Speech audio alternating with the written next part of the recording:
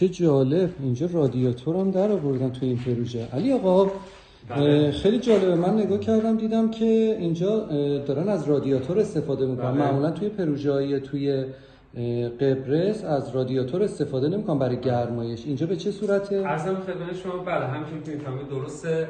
و اختصاصا این پروژه رو با توجه به نظرسنجی که کردیم مشتری‌ها یعنی دوست داشتن که اینجا ما اون سیستم رادیاتور رو مثل ایران داشته باشیم.